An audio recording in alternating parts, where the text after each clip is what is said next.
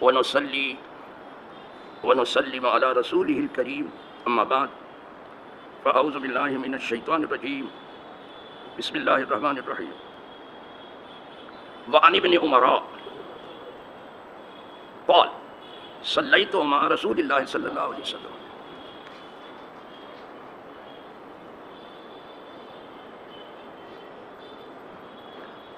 ركعتين قبل الظهر وركعتين بعدها وركعتين بعد المغرب في بيته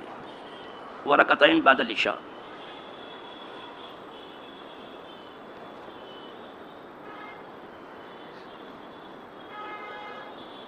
فی بیتی. آپ نوافل کا ذکر سن رہے ہیں، اور نوافل میں جو خاص نفل ہے وہ سنت مؤکدہ ہے، جسے سنن الہدا بھی کہا جاتا ہے، سنن رواتب بھی کہا جاتا ہے، سنن ثابتہ بھی کہا جاتا ہے، بہت سے نام. یہ سنن سنت کی جمع ہے. یہ کل 12 رکعت ہیں. پہلی حدیث اس سلسلے کی جو سنی تو ام حبیبہ سے آپ نے، اس میں یہ تھا کہ 4 رکعت ظہر سے پہلے، 2 رکعت ظہر کی نماز کے بعد،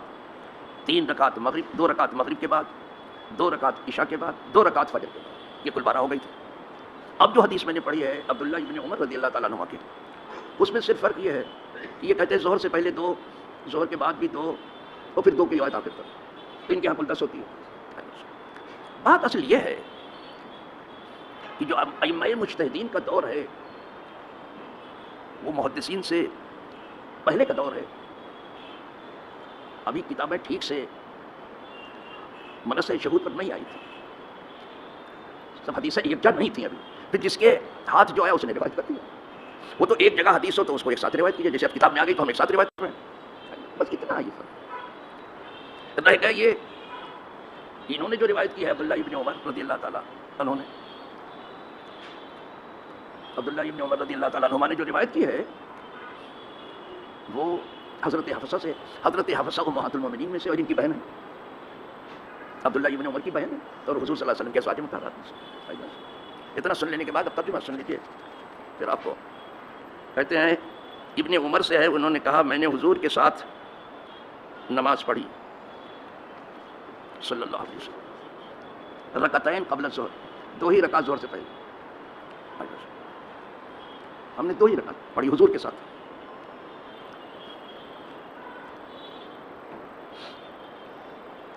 وہ رکعتین بعدها، اور 2 رکعت اس کے بعد، یعنی اب 4 ہوئی.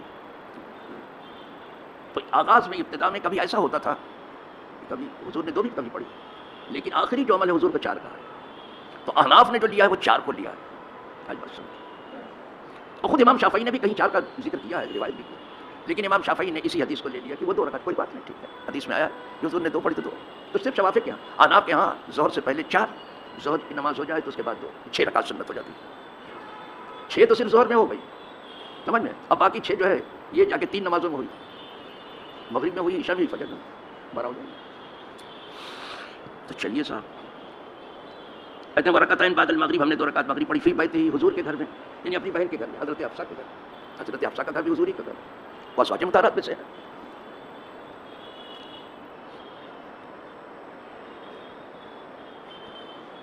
وہ رکعتین بعد العشاء فی بیت ہی،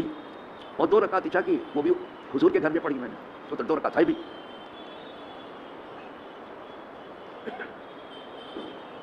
قال کہتے ہیں وحدثتنی حفصہ ان رسول اللہ صلی اللہ علیہ وسلم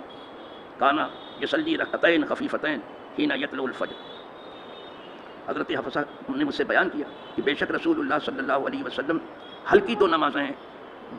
جب طلوع فجر ہو جاتی جب پڑھتے ہیں. 4 نماز تو کہتے ہیں میں نے پڑھی خود حضور کے گھر میں، یہ بیان کرتے ہیں، لیکن فجر والی نماز کو ہماری بہن نے بیان کیا کہ حضور ہلکی 2 نمازیں پڑھتے ہیں. ان کے یہاں 10 ہی ہوئی. اسی حدیث کو امام شافعی نے لے لیا. تو شوافی اگر آپ دیکھیں کہ 4 کی جگہ 2 پڑھتے ہیں تو آپ کبھی انکار مت کرنا، ان کے یہاں تو اس حدیث کو لیا انہوں نے. اس لیے یہ حدیث بھی بہت سی کتابوں میں آئی ہے اسی انداز میں جیسے یہاں، اور وہ حدیث جو پہلے آپ نے 4 اور 2 والی سنی ہے وہ بھی بہت سی اس میں کتابوں میں آئی ہے. تو دونوں حدیثیں جو ہیں اپنی مضبوطی میں آپ اپنی مثال ہے، لہٰذا کوئی اگر 2 پڑھتا ہے تو اس وقت کوئی انکار نہ کیا جائے.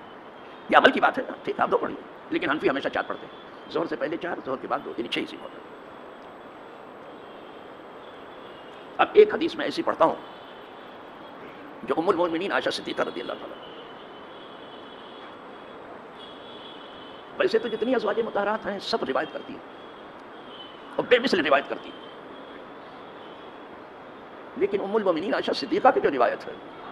وہ آپ اپنی حساب، کوئی جواب نہیں ان کی روایت، عمر چھوٹی تھی عقل بہت بڑی تھی،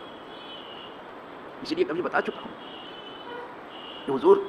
سیدہ خدیجہ کے بعد اگر ازواج مطہرات میں کسی کو سب سے زیادہ چاہتے تھے تو سیدہ عائشہ ہی، لیکن اب سیدہ خدیجہ کے بعد کہتی ہیں کہ میں خدیجہ کو نہیں بھلا سکی، حضور ہمیشہ یاد رکھ، یہاں تک کہ بکری بھی ذبح کرتے تو کہتے اس کی سہیلیوں کو پہنچا دو، سیدہ خدیجہ کے بعد، اور سیدہ خدیجہ وہ ہیں انہوں نے وہ حسن رفاقت پیش کیا ہے کسی کی خاتون کی وجہ نہیں، عرب کی سب سے بڑی تاجرہ تھی، اور حضور کی خدمت میں آنے کے بعد ساری دولت حضور کے قدم میں رکھ دی کہ حضور جیسا چاہیں اسے خرچہ کر، یہاں عورتیں کہتے ہیں اور لائیے تو آپ خرچہ کم دیتے ہیں، تو ایسا کرتے تو ویسا کرتے، زندگی میں بیچاری کیا کرتی ہیں، اور کچھ مرد بھی ایسے ہیں کیسے نفی تلی رقم انہیں بیچاریوں کو دیتے ہیں، پتہ نہیں کیسے وہ چلاتی ہیں، مرد بھی ویسے ہی ہیں، ایسے نہیں ہے کہ بڑے سخی ہوں، یہ بھی بہت ناپ تول کے ہی کچھ کام کرتے ہیں، یہ دونوں طرف سے کمزوری ہے، کبھی ادھر سے کبھی ادھر سے، کوئی کسی کو کچھ کہہ نہیں سکتا، اسی لیے حضرت ہندا نے کہا تھا حضور سے کہ میرا شوہر جو ہے وہ خرچ کرنے میں بہت کمزور ہے، انہوں نے جو لفظ استعمال کیا میں کیسے کروں بھائی، اس لیے کہ انہوں نے بعد میں اسلام قبول کر لیا، وہ بہت کمزور ہے، تو بچوں کے خرچ کے لیے جو مجھے دیتے ہیں وہ پورا نہیں پڑتا ہے، تو میں کیا ان کی رقم میں سے کچھ اپنے طور پہ لے لیا کروں، انہیں خبر بھی نہ ہو، دولت تو یہی رہتی ہے ہمارے یہاں، یہ دیکھا حضور سے پوچھ رہے ہیں، تو یہ سب ہوتا ہے بابا، حضور نے فرمان لے سکتی ہو بچوں کی کفالت کے لیے، ان کی پرورش پرداخت کے لیے، کیونکہ بچے کی پرورش ماں ہی کرتی ہے، لے سکتی ہیں آپ لے لیں، رشتہ پشتہ لے لیا کر، لے لیتی تھی، اور آج بھی ایسا بخیل مرد ہوتا ہے کو لے ہی لینا چاہیے، اور آج تو بہت ہے بخیل، ڈھیر ہے، ڈھیروں ڈھیر ہے، سمجھیے تو بیچاری کہاں سے کرے گی، کیسے پورا کرے گی، لے ہی لینا چاہیے، لیکن اناپ شناپ خرچ کرنے کے لیے نہیں، جتنا ضروری ہو پرورش پرداخت کے لیے، کیونکہ اس شوہر بھی کو جواب نہیں دینا ہے، خدا کے یہاں بھی جانا جواب دینا، رچتا پچتا لے لینا چاہیے، ورنہ سننے کے کہیں اچھا بیٹی کھائیے تو بگاڑی کے چھوڑیں گے ہم، ان کو ٹھکانے نہیں لگا دیں، ہتھیار آ جانا چاہیے ہاتھ میں، وہ بھی دینی ہتھیار، رچتا پچتا لے سکتی ہے، اناپ شناپ نہیں، تو اور یہ کر رہا تھا، کیا وہ ام المؤمنین کی روایت آ رہی ہے تفصیلی بالکل اس حدیث میں جو پڑھنے جا رہا ہوں،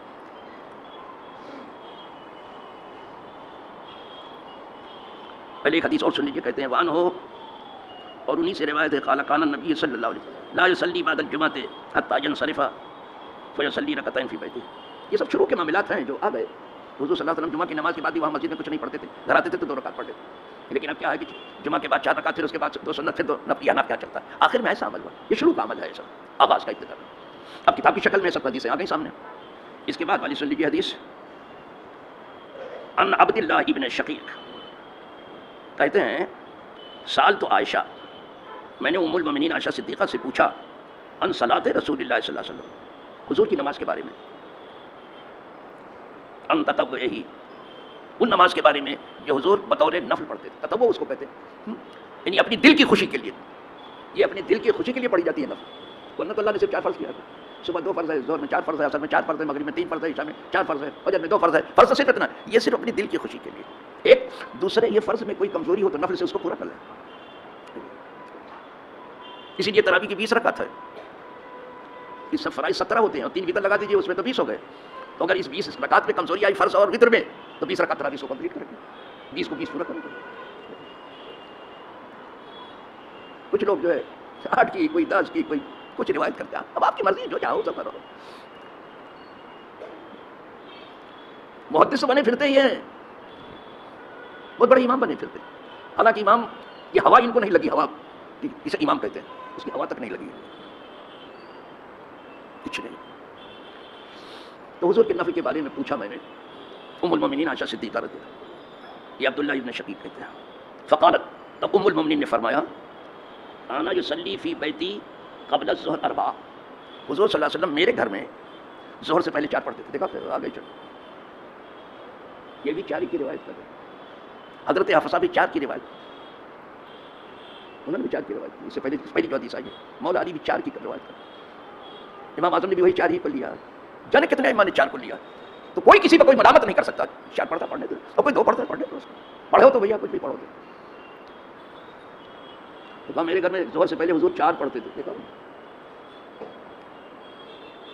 قبل ظہر، ثم یخرجو، پھر حضور نکلتے تھے 4 رکعت نماز سنت گھر میں پڑھ کے نکلتے تھے حضور، فیصلی بالناس، تو لوگوں کو نماز پڑھاتے تھے، ثم یدخلو، پھر میرے گھر میں داخل ہوتے تھے، فیصلی رکعتن، پھر 2 رکعت پڑھتے، 6 ہو گئی، دیکھ رہے ہیں نا 6 کی روایت آ گئی. وکانا یصلی من اللیل، اور حضور صلی اللہ علیہ وسلم رات کو 9 رکعت پڑھتے تھے، فیہن الوتر، اس میں وتر بھی شامل ہوتا تھا، 9 رکعت پڑھتے، اس کی مختلف روایتیں آئی ہیں، یا 9 کی روایت ہے. وکانا یصلی لیلا طویلا، اور حضور لمبی رات تک جو ہے پڑھتے رہتے تھے، حضور لمبی رات تک پڑھتے رہتے تھے اسے قائماً، وہ بھی کھڑے ہو کے لمبی رات تک پڑھتے رہتے تھے، تہجد پڑھتے رہتے تھے. ہم لوگ تو صرف تراویح میں کھڑے ہوتے ہیں اور وہ بھی امام صاحب سے کہتے ہیں ذرا جلدی کرنا تھا، میرے اوپر تھوڑا رحم کرنا. ارے وہ تو بیچارہ چاہتا ہی ہے کہ قاعدے سے نماز بھی ہو جائے اور لوگ تکان بھی محسوس نہ کریں، تو حضور کھڑے ہو کے پڑھتے تھے قائماً، ولیلا طویلا قائدا، اور جو پڑھتے پڑھتے کھڑے کھڑے پڑھتے پڑھتے تھک جاتے، لمبی رات تک بیٹھے بیٹھے پڑھتے. دیکھا اتنا پڑھتے تھے کہ پڑھتے پڑھتے جو تکان آ جاتی تھی لمبی رات تک بیٹھ کے پڑھتے تھے. نفل کو بیٹھ کے پڑھ سکتے ہیں، اور نفل ہے ہی اس موقع کے لیے کہ جب تکان آ جائے تو بیٹھ جاؤ، لیکن کچھ لوگ تو بلا تکان کے بیٹھ کے پڑھتے ہیں، اس میں جوان وہ سمجھتے ہیں کہ نفل بیٹھ کے پڑھا جاتا ہے، یہ سب سے بڑی خرابی. انہیں کیا معلوم کہ اس کو بھی کھڑے ہو کے ہی پڑھا جاتا ہے. آج تک کچھ لوگ سمجھتے ہیں کہ نفل بیٹھ کے پڑھا جاتا ہے، ہرگز نہیں، نفل بھی کھڑے ہی ہو کے پڑھا. لمبی رات تک تو حضور کھڑے ہی ہو کر کے پڑھتے تھے، جب تکان آ جاتی تھی، پائے مبارک میں ورم آ جاتا تھا، کبھی پھول جاتے تھے کبھی پھٹ جاتے تھے، تب بیٹھ جاتے تھے، لمبی رات تک پھر بیٹھ کے پڑھتے تھے. سن رہے ہیں آپ کے گھر کی بات.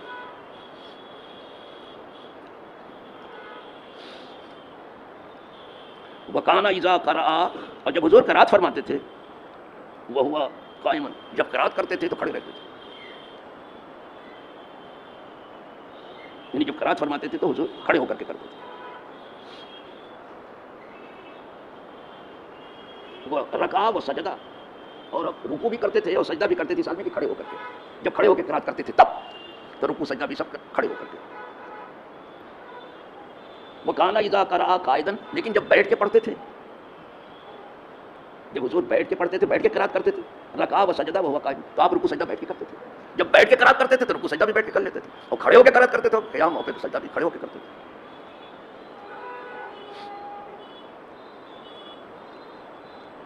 وکانا اذا طلع الفجر، اور جب فجر طلوع ہوتا، طلوع فجر ہوتا، صلی رکعتین، تو وہی 2 سنت سے پڑھتے تھے بس. تو اب حضور کی نماز ایسی ہے کہ پہلے تو آپ کھڑے ہو کر کے ہی پڑھتے تھے، جب اس میں تکان آ جاتی ہے تو اللہ کی یاد سے جی نہیں بھرتا تھا تو پھر بیٹھ کے پڑھنا شروع کر دیتے تھے، سمجھ، پھر بیٹھ کے پڑھنا، پھر لمبی رات تک بیٹھ کے پڑھتے تھے. پہلے تو لمبی رات تک قیام میں، پھر لمبی رات بیٹھ کر. یہ حضور صلی اللہ علیہ وسلم. وہ تو آیت اتری کہ اے محبوب ہم نے قرآن اس لیے نہیں اتارا کہ آپ مشقت میں پڑھ جاؤ، وہ مناسب پڑھو آپ. نہیں بس روکا گیا، کیا کیا جائے، اس کی یاد سے کہاں جی بھرتا ہے. خود